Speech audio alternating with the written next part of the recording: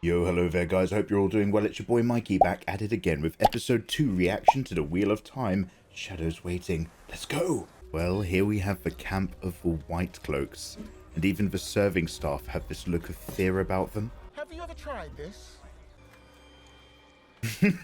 Okay, here's our villain monologue intro, I'm going to assume. There's a Oh, to the dish. they've caught one of the yellows. So, I was going to say that in the first episode, the red Aes Sedai go around stilling men, and it's kind of, oh no, her hands! And it's kind of an inverse of doing witch hunts. Back in the day, if a woman was too smart or believed to just be involved in any form of non-Christian witchery, then people would go out and, you know, hunt her down and kill her, back in the Dark Ages. And a little bit too recently. Oh yo, he's collecting their Aes Sedai rings like General Grievous. A bloodied hand on white silken goblet. I think we've got a good idea of what sort of person this man's pleasures are. Oh, that's a lovely shot over the silver chalice, which is like the Eucharist. So you just had then like the imagery of taking the body of Christ in a more traditional religion like Catholicism against the burning of the witch in the reflection. Also, this intro right here, these are the threads, I'm assuming, that are being woven by the Way of Saidin and Shadar. But also, these could be the very final threads of fate, which are something that make a really big appearance in the very end of the book series as well. So I'm loving that the introduction of this already has this weaving and looming of everything together in a great pattern. Oh, this is really colourful. We didn't have any of this in the first episode. So great opportunity to say hi guys. Thank you very much for following along. I'm watching this first thing in the morning. I recommend you guys all have a lovely cup of coffee. Anyway, but what I was getting around to saying was, as well as that kind of analogy, there is just still straight up witch hunting actually happening in the show. Yo, so my friends, in the last episode, our 4 possible Tavern members are off with Moiraine and Lan. They're getting out 2 rivers to draw away the hordes of Trollocs. And they are a mix of CG on the long shots, but there was whole loads of practical work in the first episode, which looked absolutely fantastic as well. Walls won't stop Trollocs. The only thing they fear is deep water. Now the thing is that in English, the word trollop is a term for like a slut or a whore, and so I always kind of hear stuff like that. Walls won't stop Trollocs. No, they won't, Moiraine. We've all experienced that at one point in our life. Twice that when we're safely on the other side. Ah, so here's the thing I remember. Moiraine is not one for explanations to the small folk necessarily. So in the middle of our night, our crew have made it to the Buckleberry Ferry just in time. Just in the nick of time. Look at that. Okay, I think some of these are those practical shots coming back in now. Yeah, look at that. That is so good. Oh, they can't swim. Now the question remains from the end of the very last episode, why were they able to amass in such large numbers so far up in 2 rivers so quickly? Yo, these thick-lipped nightmare people are really cool.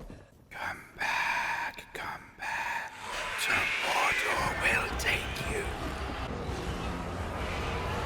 All various perversions and machinations of the Dark One, although I think the Trollocs are actually artificial creations. A fade can force a Trolloc to do most things, but they won't cross that river. My son is on his way already. He'll be there in a moment. So Moiraine is deeply pragmatic for the sake of their survival. She will do what she has to do, even if it's at the cost of other people's lives and well-being, because she's one of those greater good types. You Aes Sedai, you monster! Stop! No, ferryman. Your son is already dead. Oh, good lord. We need to help him. He's gone. So Perrin was able to make peace with that concept, at least, quicker than Egwene. Who's the villain in Rand's eyes? Okay, these shots are beautiful. I'm quite an easy sucker for really nice wide landscape shots. Let all of the local landscape do the immediate work, and then just throw in a whole load of extra CG mountain ranges in the background. Be careful, everyone. There are things more dangerous than Trollocs in this world. That's not what my mum warned me. Oh, that's a lovely shot. Those horses are beautiful, and Moriene's obviously keeping them refreshed at expense of herself. Lan obviously keeping an eye out for his lady. These poor people haven't really had a moment yet to process the massacre that's happened the night before. So guys, click like, click subscribe. Thank you very much for watching along. Always worth saying. And get in the comments if I miss anything that's going on with this journey. Forget what you've heard about the dragon. For she or he will be all of those things. Now sleep. You're going to need it. Moriane has had direct contact, so to speak, with the prophecy being told. So is Rosamund Pike now just kind of testing them for their reactiveness towards Sidon and Shadar, respectively? Well, only Shadar, now that I think about it. Are you going to kill us like you did that ferryman? And Arthur Hawkwing's siege of the White Tower? Oh, I kept calling him Hawking in the books, in my head. Words are important, and how we use them is important. That comes into play so deeply in a bit as well. It's that we cannot break them. And so Aes Sedai's entire internal culture is built around bending them instead. He was just the power inside you. Is the smallest part of your strength. It's your mind and how you use it. That's part of what I actually really love. As a bit of an anime fanboy, there's an anime called Hunter x Hunter, which is also an excellent manga. People's powers and conjuring abilities in that are really only dictated in strength by how honest with themselves they are and how creative they can be in using it in different situations. Okay, and now we get an introduction to the fact that there are objects which can also react to Sidon and Shadar in this world. Last, that was yours. She's got the gift. Sorry. It's alright.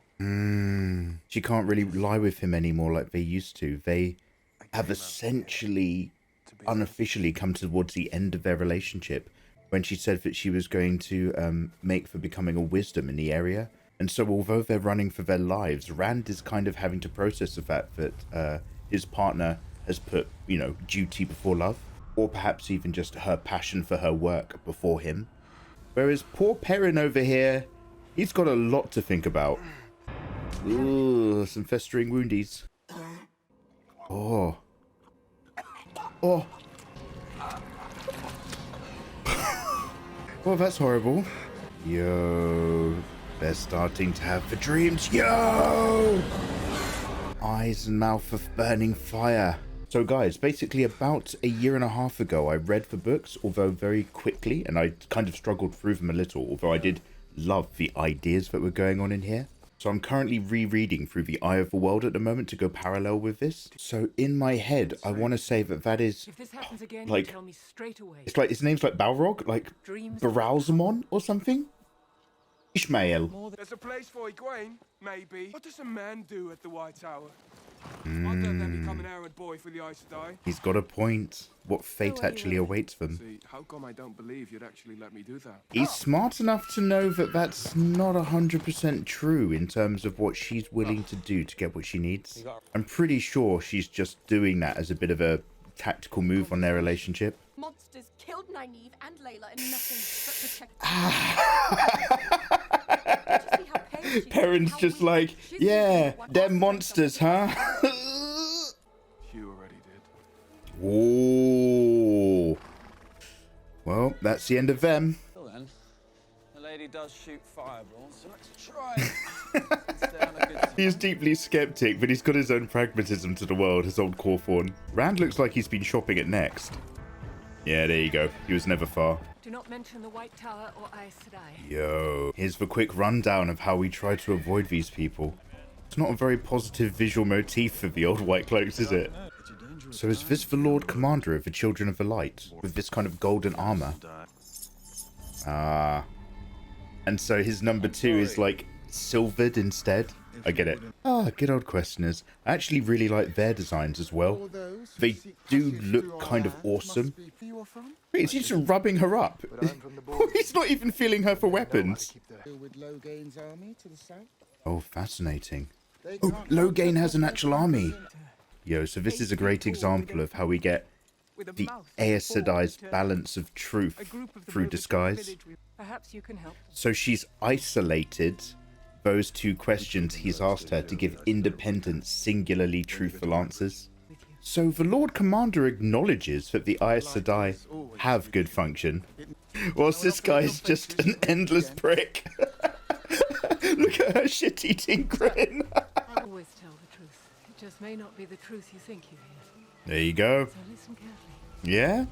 I do like that this episode is like having these moments where it takes its time to just soak in how beautiful the horses are, soak up these kind of wider shots of the landscape. They have an awful lot of world building that they're going to have to try to fit into this first season, and I'm quite curious to see how they deliver it to us. Hey. The blood of Emond, cry for the man of Perrin. They don't even know their own lineage, these people of Two Rivers. So, back when I read the books a while ago now, I did kind of speed my way through them, and a few of them did sort of blur together. And as much as I love the series, my takeaway was that there were some incredible, amazing ideas, concept histories, and world buildings going on. But I did personally feel like, instead of being delivered across 14 books, it might have been able to tighten up a bit and be delivered across about 12. So, as a result, I was super curious to see, okay, if they're going to take this story and rework the script for a TV show, there's a lot of constraints that happen, budget-wise and time-wise, when you make something like this. But I am also very curious to see if by tightening things up through a script, if it's going to deliver stuff in a different manner that might also have some benefits. Excellent. They've taken all this time out to build up the histories of their entire world, but also the fact that everybody kind of comes from something else. This is an evolving universe and an evolving landscape. It is too dangerous in the Shadowed City. Yo, Shadar Logoth. I think he's the one who killed the others. Did you not see my sister's rings? Oh shit. She recognized them. So this is great because she's essentially their Gandalf character, right? Who's there to be super powerful and guide these young people on their adventure. But they in fact have threats of equal measure themselves, and it kind of ever so slightly tugs away that rug of security as well. Rand's not handling this very well. He is being a little bit petulant. I could never hate you. Oh. Tearing the wolves. Yo. Why hasn't he gotten that looked at by the Aes Sedai? So this is fascinating. There's a confluence of imagery right now affecting these poor people, and they don't necessarily know which ones to trust. Everyone has just coughed up a bat in the middle of the night. Now Perrin's suddenly dealing face to face with wolves. Right now for him, this could be a positive or negative thing. Oh, tastes like jam. Oh, what is awakening in these young fellas? Okay. Now they've got their vulnerable moment of weakness. Moiraine's out for the count, but they're deep in danger. Go to the cursed city we kept talking about. The really evil one. Good luck. Obviously, they're bathing their nighttime shots in a massive amount of moonlight to get everything nice and visually clear. But it reads all really nicely. I can see everything that's going on, and I've seen so many shows where they have stuff shot at night where it's just an absolute black nightmare. The horses will not enter the cursed city. Oh, yo. The cursed city. That looks pretty awesome. Only our heroes are stupid enough to get any closer. Is that a good sign, Lan? Lan! Yo, I'm super interested to see how all of this turns out visually. Obviously, they're coming in through a rent in the wall and not a main thoroughfare. But the whole place is instantly super tight like a labyrinth. Yo. Yeah, this looks great. Aridol. It was the richest, most powerful city in the world. They built their wall with no gate. The worst possible example of an isolationist state, forcing them to rot from within. When they finally broke through the wall, there was no one inside. Yo, that's so cool. This is super random, but it reminds me of a series of short stories about the zombie apocalypse called World War Z. And they talk about, the survivors talk about how North Korea just disappeared, and that all the people were presumed to have gone into underground shelters and bunker networks, but not a single person from the entire country was seen again. I love Shadar Logoth as a concept and a story. Also, I love these doors. Look at that woodwork. I'm a real sucker for really nice doorways. Yo, is that a statue of a famous historical figure? Good, the entire city is a tight maze. That's a nice wide. It's all though. So, this becomes the beginning of the narrative of a lot of like Perrin's meta. the tool or the weapon, how he perceives one over the other, and how he uses things around him. And pre-dagger Cauthon over here does still, you know, console his friends. Thank you. Oh, Checking on them. Runs in Egwene's too. they're a good bunch of lads at heart. Yeah, except for all the stealing. Yeah, again, all of the lighting here for this moonlit city is completely unrealistic and very blown out, but completely necessary for me as an average viewer to be able to see what's going on. Oh, he's found a wonderful dagger with a ruby in the hilt. What a pretty gift. I think that's lovely. I don't think anything bad's gonna happen. This was the evil cursed city where Lan told them specifically to never take anything. But you know, everybody says that. That's probably nothing. Oh! Hey, I don't think we needed that last shot of the horse's head rearing up when it would definitely be dead already. But hey, I don't mind. Where are we? She doesn't like it. She didn't trust in his decision making. Yo, and so our group becomes split. Now, the question is this something that the city naturally does? Or is the city doing it as a reaction to the fact that Matt picked up that knife? This is reminding me quite a lot of Resident Evil 7 as well, with the bacterial network. Oh, yo, the battlements. Go on, lads. Get out of there. Yo. That is a long Thelma and Louise drop. They're out, but now they're scattered. Yo, is that Bella in the background? That other horse? I really hope so. I love that they made a point of showing Bella's okay. Okay, well, that was a horrible night's sleep in Shadar Logoth. These two are doing a Smeagol. And Lorraine's still out for the count. Ooh. What's this? A ranger caught unawares in the woods? If you don't take me to them right now. Yo! My girl! Nynaeve is back in action. So guys, thank you very much for joining me for Shadows Waiting. We've had a little bit more of the law and restrictions of the Trollocs about crossing water. We know they're pushed and forced by fades. We've got a secondary specific evil with the white cloaks and especially the questioners. It cuts you as you eat it. Perrin's had his first taste of wolfery, and of course we have the wonderful city of Shadar Logoth, which is a thing straight out of like fairy tales and nightmares. The idea of an entire city shutting its doors, or essentially building a wall that doesn't even have a gate, and never truly knowing the utter evil that befell it inside. Such a cursed place like that is just so evocative. I love it. So guys, thank you very much for watching along. Click like, click subscribe, and get in that playlist, and I'll see you for a little bit more in the future. Peace.